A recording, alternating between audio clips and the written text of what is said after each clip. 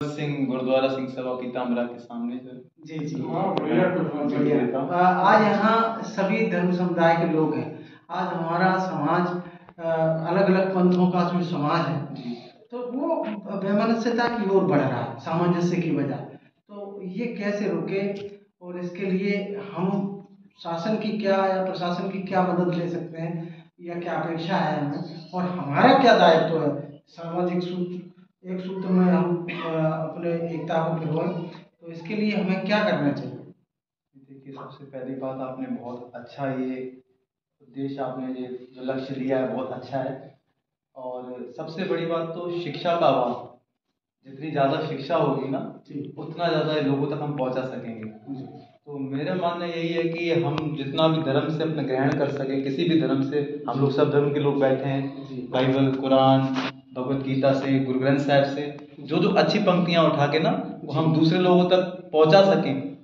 तो ये सबसे अच्छा मेरे हिसाब से कि एक आपके पास ऑप्शन हो सकता है, एक अच्छा सा ये उपाय हो सकता है कि आप सबको एक पिरो सकते हैं एक माला में। बहुत बढ़िया, बहुत सही।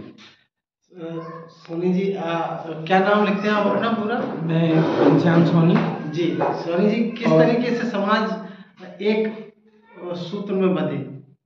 क्योंकि मैं पतंजलि योग पीठ का जिला प्रभारी हूँ चालू है और योग का काम ही है लोगों को जोड़ना। जी योग के माध्यम से, और सबसे बड़ी बात जो आपने ये मुहिम चालू की है जी इसमें ना तो कोई जाति है, ना कोई मजहब है, ना कोई पंथ है, सबका काम है एक। और एक रहेंगे, अपनी मुट्ठी अगर बंद हो जाएगी तो लड़ सकेगी और हर एक बुराई से लड़ सकेगी, एक एक उंगली कुछ नहीं कर सकती। तो सबका, हम सबका, चूंकि सभी मत पंथों के लोग यहाँ पे हैं। मैं एक अपना उदाहरण और दूं। हमारे हिंदू धर्म में माँ को माता, मदर, ये अंग्रेजी में, और मुस्लिम धर्म में बोलते हैं अम्मी जी। तो मैं एक वाकया सुना दूं। मैं ग्वालियर, एक इस्माइल ढोलक वाले चाचा थे, उनकी जो हासिया चाची थी वो मुझे गोद में लिए थी। मैंने शायद ही है अपनी कभी माँ को माँ कहा। वो गोद में उठा के और जा रही थी और मैं माता जी का नाम लेता था। लाड़ कुमारी उनका नाम है, लाड़ो, सब लोग उनसे लाड़ो बोलते थे। तो मैंने ऐसी आवाज लगा दी, वो आगे आगे चल रही थी और हासिया चाची मुझे गोद में उठाई थी। क्योंकि बच्चा था, मेरी उम्र लगभग 5-6 साल रही होगी। तो उसने, वो चाची ने बोला कि अपनी माँ का नाम लेता है। मैंने कहा क्या कहूँ? बोले अम्मी बहन। तो मैं जब से होश संभाला, और वो पिछले 2 साल पहले शांत हो गई 15 मार्च 2022 में, जब तक रोते रहा तो भी अम्मी कह के चल जाएगा, हाय अम्मी कहाँ अम्मी। तो ये, और कुछ मेरे दोस्त भी हैं, जैसे एक आप लोग भी जानते हो कि संतोष हड्डी, वो आज भी मेरी माँ को बोलते और अम्मी, जब तक वो जीवित रही, जब तक और अम्मी ठीक हो, क्योंकि उसका बेटा अम्मी बोलता था। और बहुत अच्छी बात है, कोई ना तो जन्मजात कट्टरपंथी पैदा होता है, जो गलत बातें फिरोई जाती हैं, जो गलत बातें बताई जाती हैं, जो भ्रम फैलाया जाता है, उनसे बचना चाहिए। समाज को हर एक नागरिक का कर्तव्य है उनसे बचे। और चूंकि फिर वो अंत में योग की बात करूं, मैं चाहूंगा कभी भी किसी भी समय कोई भी स्कूल में, कहीं भी, किसी भी जाति के लोगों में अगर योग के माध्यम से कोई मुझे, मेरी आवश्यकता हो तो मुझे याद करें, मैं तुरंत योग शिविर लगाने के लिए बहुत बहुत धन्यवाद। जी क्या नाम लिखते हैं आप अपना?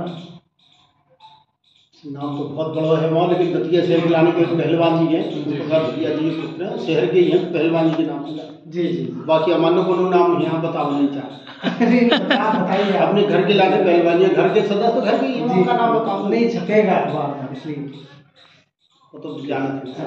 अच्छा जी ठीक है, हम दतिया में रह रहे हैं, ठंडी स्वास्थ्य में रह रहे हैं, आपके बगल ही में। ठीक, और हमारी जो संस्कृति है वो सैकड़ों साल से दतिया में पल रही। भारत की गंगा जमनी तहजीब जो इलाहाबाद, बनारस या अयोध्या में का था, वो गंगा जमनी तहजीब की जो परंपरा वो हमारे शहर में है। क्योंकि हमारे चाचा जी बताते हैं, दांते की नदिया में रहते मौलाना तोफैल, और उनके जो है भैया छोटे मोहम्मद शकील। तो अब इस मोहम्मद शकील पढ़े तो हमारे चाचा के समय, लेकिन लगभग 12-14 साल हम संभव पटी उनकी कि हमारी सफारी या जो भी गाड़ी हमारी देखिए वहाँ में बैठने वाले मात्र वही है, बाकी मैं घर को सदस्य को नहीं बैठा था, हम अकेले ही उनको लेकर चले गए। वो एक एक पटी हमारी उनकी के बहुत ही ज्यादा। तो घर के हमारे बड़े ने बताई, जो हमारे चाचा जी हैं वे और मौलाना तोफैल हमारे पिताजी के संग रहे। तो बोले बचपन में दांते की नदिया हमारा 35 मकान था। तो हमारी बहू बताती कि बोले जो आगे नाश में जाओ, मौलाना तोफैल जब आते सटर चाचा, तो हम उनसे चाचा करते। बोले भाई ठीक होगी, भाई भूख लग रही है। बोले तेरा नाश हो जाए बेटे बड़ा तो अभी दूध पी है का यानी तो हमारे चाचा जी को और मौलाना चाचा जी, सदर चाचा जी जो पता नहीं लगते, जब उनकी माता जी को जाती हो करती है ख्याल रखिए तो जा चले जाओ भाई के पास, और वे जाते होते चले जाओ उनके पास।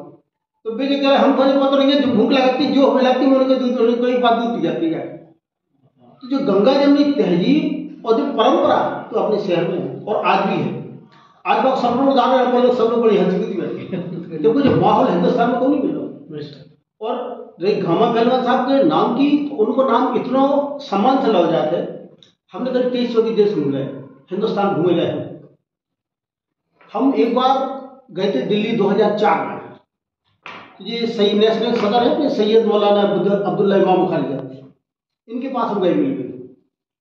हम कहीं सब दतिया से आए, तो उन्हें दतिया से आए तो बहुत कुछ तो बताइए कि गामा पहलवान साहब को वहाँ से आए तो बहुत ज़्यादा खुश हुए भी। उन्हें बताई, हम बताइए साहब कि ऐसी हमारे आपके यहाँ का माहौल कैसा है? हमारे दिल्ली का तो माहौल नहीं, हमारे यहाँ तो समाज भी जो है, हम उनके ईद में खाना खाया उसमें हमारे पे खा जाए, हमारे यहाँ तो कोई ऐसी बात नहीं है।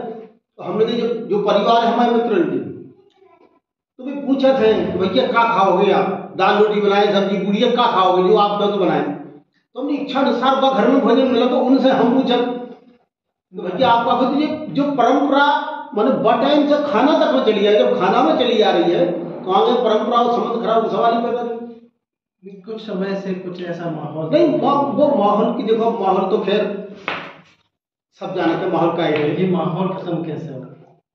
ये माहौल तो खत्म भैया सबसे पहले तो ऐसे हुए कि हम कछु समझा भी पहले खुद समझते हो। बहुत बढ़िया। आज जरूरत जो है हम समझ ले में खुद के हम खा है। जैसे भैया ने राम जी ने फोन करो साहब आओ नहीं, जबकि हमारे पीछे सोनी जी है शताब्दी ने जो भी नहीं पूछी, वे बुला कर परेशान हो गए, बुला कर परेशान हो जाए तो हम जल्द नहीं हो अमूमन बेका बहुत कम पहुंच होंगे। तो ये फोन ने करो जो हमारी इनकी अपनी सबकी आत्मीयता है, जो व्यवहार नहीं है, बहुत बढ़िया आत्मीयता है जो। और अगर जो इत्या की बजाय प्रोग्राम करो सिविल लाइन में कहूँ हो तो मोहब्बत है। एक बार आज से 15 साल पहले गांव में आप गए थे, तो हमारे इंदौर से हमारी शिष्य हैं जो इंटरनेशनल खिलाड़ी है, वे आई थी, तुमने बड़ा उनको आज भी मैं याद करती हूँ। तो बोले राय साहब बहुत बढ़िया, बहुत सम्मान की बात। तो जो 15 साल 18 साल बाद भी जो याद कर रहा हूँ मायने वो रखा थे। वर्तमान में तो सामने हम चापलूसी करते हैं, बहुत बढ़िया। पीठ पीछे प्रशंसा और बुराई पीठ पीछे ज्यादा मायने रखते हैं, सामने तो चापलूसी होते हैं। तो जहाँ जो है कि आज भी हम जहाँ भी जा रहे हैं दतिया के क्षेत्र की हमें जहाँ भी बच्ची मिल जाती हूँ, हम उनके घर गए हैं कि काऊ मजहब की मजहब से मतलब नहीं है, वो है बच्ची तो हमारे शहर की है, शहर की तो हमारी बिटिया भी है, बहन भी है, माता जी भी। तो हम उनके घर छोटी है तो घर में अपने बड़ेपन के कारण हम उनके घर में सबको पैसे देकर उनसे मिलाई है। सब आप क्यों मानते हैं? मानी क्यों नहीं?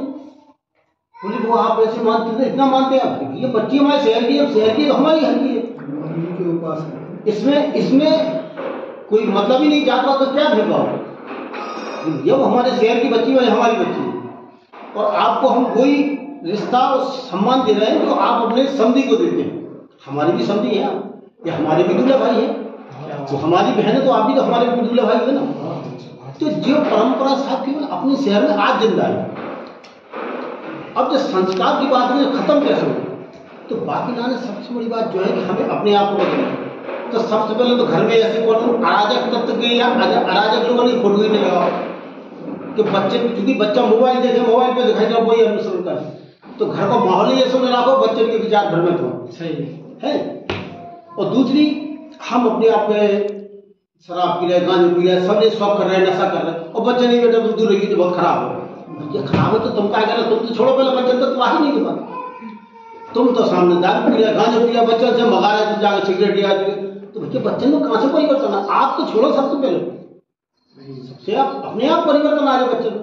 तो हमें जरूरत है मार्ग प्रदत्त करने की, और बाकी लाने सबसे बड़ा महत्वपूर्ण योगदान दो को होते हैं, समाज और पथ प्रदर्शन और आत्म परिवर्तन को। सबसे बड़ा उत्तरार्थ में जिम्मेवारी होती है दो लोगों में, एक माँ और दूसरा शिक्षक। क्योंकि माँ जो बचपन में संस्कार डाले वे जीवन भर चले, और शिक्षक जो संस्कार डाले, शिक्षा जो ज्ञान दे वो जीवन भर चले। बाकी बाप की एक शिक्षा नहीं चले बच्चों पे काम करे पिता की, मगर माँ की पूरी शिक्षा जीवन पर तो काम कर रहे। और अब चाहे बच्चा हो चाहे बच्ची हो, संस्कार दोनों ज्ञान बराबर है। तो हमें सबसे पहले जो देखने कि हमारे शहर में ऐसा कोई माहौल तो बन ही ना पाए, बच्चे को भी हो। हमारे सोनी जी, आलोक सोनी जी जहाँ बड़ा महत्वपूर्ण काम करते हैं। जब कन्हैया उत्सव का जब भी प्रोग्राम रखा था तो बहुत से अपने मुस्लिम परिवार के बच्चे कृष्ण बन गया साले जवाब, तो कम से कम जो दावत जहाज है दो के ऊपर के, एक माँ यानी महिला माँ, और दूसरी जो है दूसरा शिक्षक।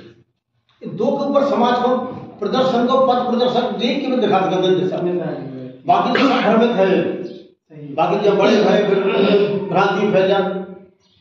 अब अरे भाई तो हम भी ढेंग ले रहे हैं, और हम जानते अमल वालों में सबसे वही तारीफ अच्छी है। और एक यासीन है, यासीन जानो मातरे करेंगे हमारे साथ 4 साल मुंबई में रहो, सबसे ज्यादा कार्यकाल में हमारे संग रहो, बड़े बड़े फिल्म स्टार दिए सबके संग हम लोग रहे फ्लैट की रहो 4 साल में। समझ लो आज तक का उन्हें महसूस नहीं होगा जो हिंदू है जो मुसलमान है, संग रह रहे, संग खा रहे, भी बना रहे, हम खा रहे, हम बना रहे, भी खा रहे, तो एक आत्मीयता जा सकते हैं। तो आज तक हम नहीं जाने कि शहर में आज तक भगवान की बड़ी कृपा है, आज तक हमें एक आदमी से बुराई नहीं, एक से बुराई है ही नहीं है, चाहे वो कितना अगर वो घर में रहे था शादी में आओ बिटिया जो भाई बिटिया तो हमारी हो, बाहर भी तो मिलते बिहार पेटवाल साहब में भाई बिटिया चले जाए, तो अपनी ऐसी परंपरा है। और मैं आपको बता दूं कि दतिया की इतनी अच्छी परंपरा है कि भाई साहब ने कहा कि ये देखो आप, ये प्रैक्टिकल उदाहरण दे रहे हैं आपको कि हम रामलीला समिति के अध्यक्ष हैं। रामलीला समिति में आप लोगों को हमें इतना सहयोग मिलता है कि रावण दहन वाले दिन रावण को कैसे क्या करना है स्टेज की पूरी ये लोग संभालते हैं। अरे उस समिति में, रावण दहन की समिति में आप लोग हैं, वो आप लोग जो है रावण खड़ा कराते हैं। और अगर इनके मुहर्रम अगर आते हैं तो हम लोग उनकी कमेटी में, मुहर्रम की कमेटी में हम लोग हैं, तो हम लोग पूरा सहयोग लेते हैं। और आपको बताया अभी ये तो हो गया हमारा इनका। अभी जैन धर्म के वो विद्यासागर जी खत्म हुए, उन्होंने रखी तो उनसे ज्यादा हम सब दतियावासी उनकी उसमें रखे उस कार्यक्रम में। सभी लोग कहते चाहे हमारे सरदारों का कार्यक्रम हो, गुरु नानक जयंती हो, गुरु गोविंद सिंह जयंती हो, तो हम लोग इनके बढ़ चढ़ के हम लोग भाग लेते हैं। हम आई की समिति में, पीताम्बरम आई जयंती की समिति में रथ यात्रा में, तो हमें हर जाति का सहयोग मिलता है। आप लोग आरती उतारते हैं, रास्ते में स्वागत करते हैं, सरदार लोग करते हैं, मुस्लिम करते हैं, जैन करते हैं, सभी जाति के लोग बढ़ के आगे। दतिया में तो गंगा जमुना की इतनी तहजीब है कि हम एक दूसरे के त्योहार में आगे आके ये वो हमारे कार्यक्रम वो करते हैं, हम इनके कार्यक्रम करते हैं। हम थोड़ा बीच में समझ में आ जाए, पूरे अपनी जिम्मेवारी है कि ये समझाना अपने आने वाले बच्चों को, परिवारों को कि संसार का कोई भी धर्म ऐसा नहीं है जो मानव सेवा के लिए न बनाए। संसार का सबसे बड़ा एक ही धर्म है, वो है मानव सेवा। उससे बड़ा कोई धर्म है ही नहीं। ये सब चीजें अपनी बातें रखी, कुछ ने पहले रख दी, जैसे आदरणीय ने, तो आपने बात वही आ रही है। तो इसके लिए दिक्कत मुझे जो समझ में आ रही है, समाधान की तरफ जा रहा हूँ अब्दुल भाई, क्या हम ऐसा कर सकते हैं कि महीने में एक दिन हम सब कल के जैसे स्वामी जी ने कहा कि एक विद्यालय में हम जहां आपको हम योग की कक्षा लगाएंगे, तो हम क्या ऐसे जो सामाजिक सौहार्द के लिए एक कॉमन तरीके से सब लोग नहीं भी पहुंच पाए, 3 लोग पहुंच जाए, 2 लोग पहुंच जाए, 5 लोग पहुंच जाए, तो सब लोग चल के एक एक विद्यालय में एक एक मोहल्ले में चल के क्या ऐसी हम चर्चा कर सकते हैं। तो हम लोग एक ऐसा ग्रुप अपना बना लें और उसमें लोगों को संदेश देना है कि हम कैसे भाईचारे के साथ और एक दूसरे के सहयोगी बन के कैसे हम दतिया को खुशहाल बनाएं। तो इसके लिए भाई साहब तैयार हैं, अपना ये ग्रुप एक करें और भी लोग जुड़ जाए। तो साहब पढ़ने से चर्चा करेंगे। अभी तो कमरे में हुई है, जब बच्चन के बीच में हम कह रहे हैं हमारे बच्चों में स्ट्रगल दिखाएं, अपना संघर्ष दिखाएं, भावी पीढ़ी को हमें मत ना हार को संसार की शत्रु हम कहाँ से उठे और कहाँ पहुंच गए हैं। आदमी तक क्या झांसी बहुत दूर है, तो आज हम 24 देश घूम बैठे और इतने सब बात भी आदमी हमारी लाइफ वही हमें भी गाड़ी को अपनी साफ कर खुद ही कर रहे बहुत अच्छे सबने काम खुद कर, यानी ऊपर पहुंच जाओ, पहुंचने के बाद अगर नहीं झुके तो ऊपर सकते। तो अपनी जो हमने जो अपनी जिंदगी में जो स्ट्रगल करवाई है, जो सीखना पाई कभी पाई भी बच्चे उनको कॉन्फिडेंस तो बड़ा बच्चे भाई से सुझाव अच्छा है, ठीक है नहीं? तो ये काम कर सकते हैं अपन लोग, महीने में एक दिन तय कर लें कि हम बिल्कुल तैयार हैं। कभी हम सिंधी मंदिर में चल के करें, कभी हम उधर जाके मस्जिद में करें, कभी आपके यहाँ आके करें, माने कभी किसी मंदिर पे जैसे हम लोग जो रामलीला का आयोजन समिति होती है या पीताम्बरा माई का आयोजन होता है रथ यात्रा का, तो लगभग महीना भर पहले से जी इसकी मुख्य वजह जो है राजनीतिक पार्टियों और नेताओं की बयानबाजी है। और सार्वजनिक मंचों से हम टीवी पर अखबारों में जब ऐसे मामले उठाएंगे जो विवादित होंगे, जिनसे कहीं ना कहीं विवाद पैदा हो सकता है, तो निश्चित रूप से आप ये मानिए कि जब विवादित चीज़ें इतनी आप इनको कहते हैं ना गड़े मुर्दे उखाड़ना, अगर गड़े मुर्दे उखाड़े जाएंगे तो फिर निश्चित रूप से हमारे जो पूर्वज हैं उनकी बातें निकलेंगी, उनसे और पहले की बातें निकलेंगी। हो सकता है हमारे पूर्वज कभी एक रहे हो या उनमें कभी लड़ाई रही हो। अगर एक रहे होंगे तो ठीक है, आपको मैसेज जाएगा कि आप भी एक रहो। लेकिन अगर आपने ये निकाल दिया कि उनके पिताजी ने उनके पिताजी को मार दिया था, उनके बदले में उनके पिताजी ने उनको मार दिया था, ये बात उनकी दूसरी पीढ़ी तीसरी पीढ़ी को बताई जाएगी, तो निश्चित रूप से उनके मन में उन परिवारों के प्रति द्वेष भाव पैदा होगा कि इनने हमारा नुकसान किया। तो वो एक मानसिकता बन जाती है आदमी की कि फला व्यक्ति हमारे विरोधी मानसिकता का है, इसने हमें नुकसान दिया है।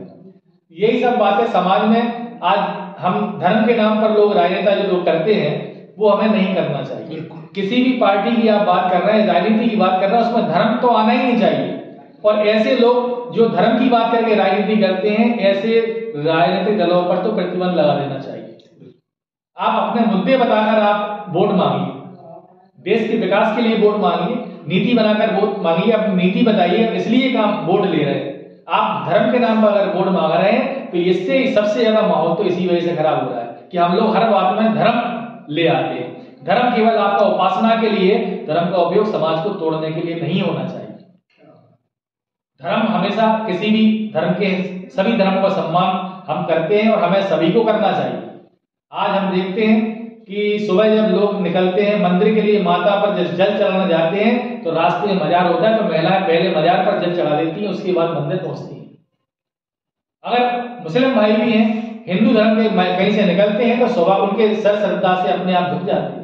तो हम लोगों में ये सब भेदभाव धर्म के नाम पर है ही नहीं।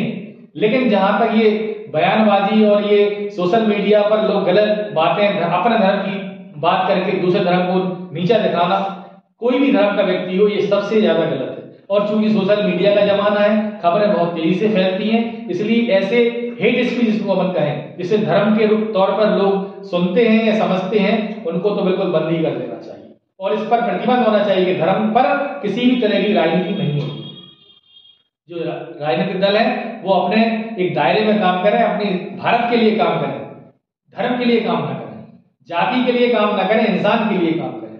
क्योंकि इंसानियत से बड़ा कोई धर्म नहीं है और सब धर्मों से बड़ा हमारा देश है। जब ये देश होगा तभी सारे धर्म इसमें रह पाएंगे। और अगर धर्म की बात करोगे तो हमारा देश नहीं रह पाएगा। बहुत बढ़िया राशिद भाई, बहुत बढ़िया।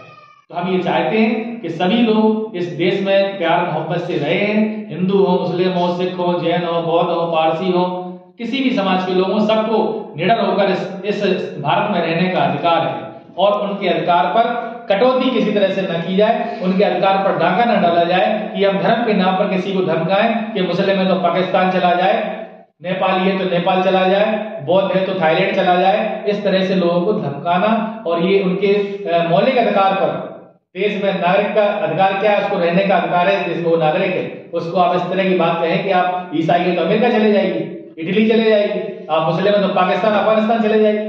ये बात कहीं ना कहीं लोगों के दिलों में चुभती है और ये हम उनके कहने के बाद हमारे दिलों में ये फर्क पैदा करती है। तो इस फर्क को दूर करने के लिए हम चाहते हैं कि सभी लोग बिना धर्म के इस राष्ट्र के विकास की बात करें, तभी हमारा देश दुनिया में एक अच्छी आर्थिक शक्ति, महाशक्ति के रूप में आगे जाएगा। अगर आप धर्म के नाम पर कहेंगे तो जैसे रूस के टुकड़े टुकड़े हो गए, ऐसे इंडिया के भी किसी टुकड़े टुकड़े और हो सकते हैं, क्योंकि धर्म जाति के नाम पर देश टूटते हैं और विकास के नाम पर देश जो है आगे बढ़ते हैं। तो हमारा सबसे निवेदन है कि आप लोग सारी बातें छोड़कर देश के विकास की बात करें, धर्म की बात बिल्कुल राजनीति में होना ही नहीं चाहिए। सारा वैमनस्य यहीं से फैलता है।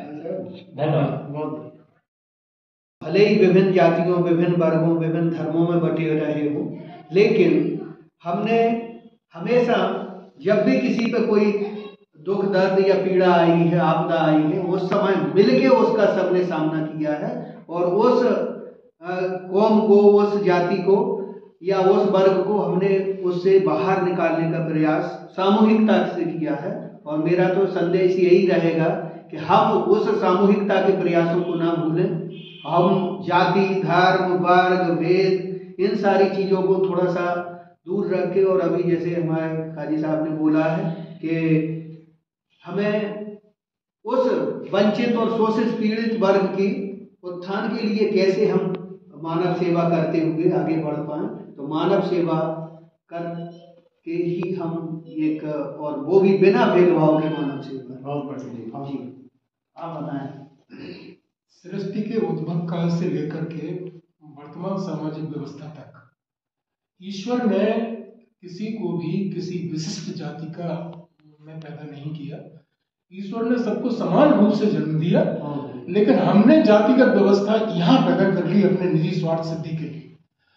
और इस तरह से हमने पूरे देश में जातिगत व्यवस्था का जहर फैला दिया कि शिक्षण संस्थानों से लेकर के और चुनाव लड़ने तक, सरकारें बनाने तक, सब कुछ जातिगत व्यवस्था के नाम पर हमने तय कर दिया।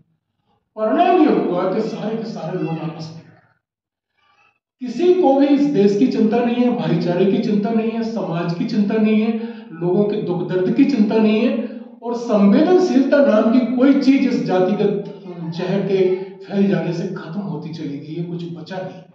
जहां तक धर्म की बात की जाए तो एकमात्र राष्ट्र धर्म मैं समझता हूं कि वो व्यक्ति का धर्म है, और राष्ट्र धर्म के सिवा जितने भी धर्म है वो पंथ हो सकते हैं, उपासना पद्धति हो सकती है, पूजा पद्धति हो सकती है, इबादत हो सकती है, वो एक व्यक्तिगत विचार हो सकता है आदमी, लेकिन जहां तक धर्म की बात है, राष्ट्र धर्म से बड़ा कोई धर्म नहीं है। और मैं तो एक पंक्ति में कहूंगा, ऐसी एक पंक्ति कि अब तो एक धर्म ऐसा भी चलाया जाए राशिद भाई, जिसमें इंसान को इंसान बनाया जाए, और आपके दुख दर्द का मुझ पर वो असर कुछ ऐसा कि आप रहे भूखे तो मुझसे भी ना खाया जाए, आप रहे भूखे तो मुझसे भी ना खाया जाए, और कोई धर्म ऐसा ही चलाया जाए जिसमें इंसान को इंसान बनाया जाए, और तेरे दुख दर्द का मुझ पर वो असर कुछ ऐसा कि तू रहे भूखा तो मुझसे भी न खाया जाए। बहुत शानदार, बहुत बढ़िया। आप कुछ कहना चाहिए? हाँ बताइए, आप भी सर तो बोलेंगे, आप तो बताइए। जैसा कि हम देखते हैं कि हमारा देश विभिन्न संस्कृतियों से बना हुआ रहा है आज तक, बहुत सारी संस्कृतियां, बहुत सारी भाषाएं हैं, फिर भी विभिन्नता में एकता देखने को मिलती है। आज के समय में थोड़ा सा हो गया है, शायद मीडिया की वजह से या राजनीतिक पार्टियों की वजह से, क्योंकि हाजी साहब ने बोला कि गलत बयानबाजी हो जाती है कई बार, तो एक आदमी की वजह से पूरा माहौल बिगड़ता है देश का। तो ऐसा इन चीज़ों के लिए कोई ऐसा कानून बनाना चाहिए कि कोई एक दूसरे के धर्म पर आरोप न लगाए। और बाबा साहब ने जो संविधान लिखा, बहुत अच्छा संविधान लिखा, देश की हर चीज़ को देखते हुए उन्होंने, जाति धर्म कोई छुआछूत ना हो, इस सब को देखते हुए उन्होंने इस संविधान को बनाया था। उस पर हम आगे चलें और पार्टी उसका ध्यान रखें और कानून बने कि कोई एक दूसरे के खिलाफ ना बोले। बताएं नासिर भाई।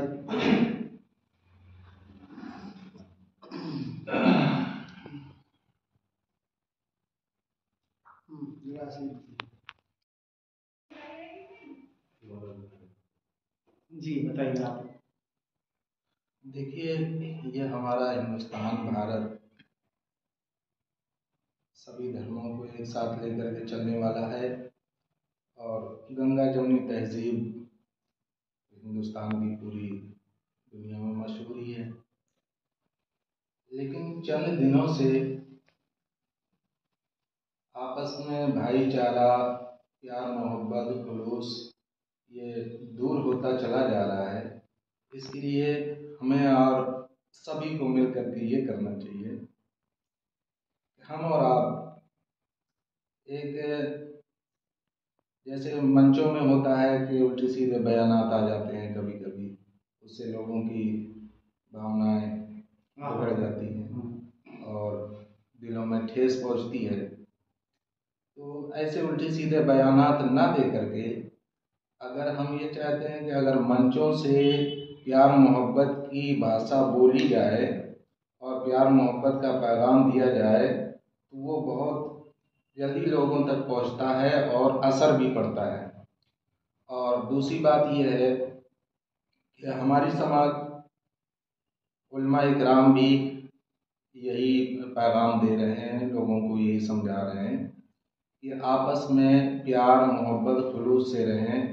ये ना देखें कि कौन हिंदू है, कौन मुसलमान है, कौन कैसा है, सभी को साथ में लेकर के चलें और ख़ास तौर से गरीबों का ख्याल रखा जाए, क्योंकि गरीब हर जगह जो है पिछड़ा है और हर चीज़ से पीछे है। तो अगर हम और आप मिल करके गरीबों को अपने साथ में लाएंगे, गले से गले मिला करके उनको उनके साथ चलेंगे तो हम सब एक होकर के आने वाले समय में बहुत आला दर्जे पर पहुंचेंगे और अच्छी तरक्की करेंगे।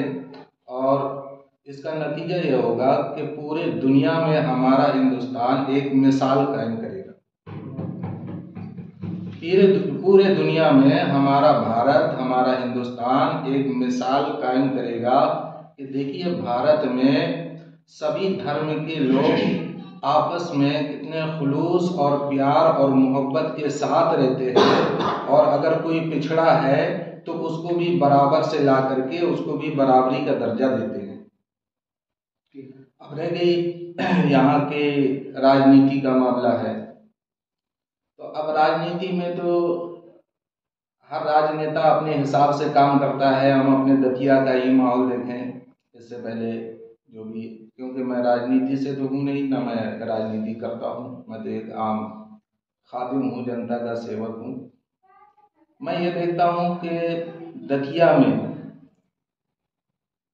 मैन रास्ताओं के अलावा जो भी हमारी आवागमन की मैन रास्ताएं हैं वो तो किसी हद तक ठीक ठाक हैं, लेकिन आप महल्लों में देखें जहाँ घनी आबादी है, घनी बस्ती है, वहाँ पर देखें किस तरह का माहौल है, कैसी गंदगी है। वहाँ पर नालियाँ साफ नहीं हैं, रास्ताएं साफ सुथरी नहीं हैं।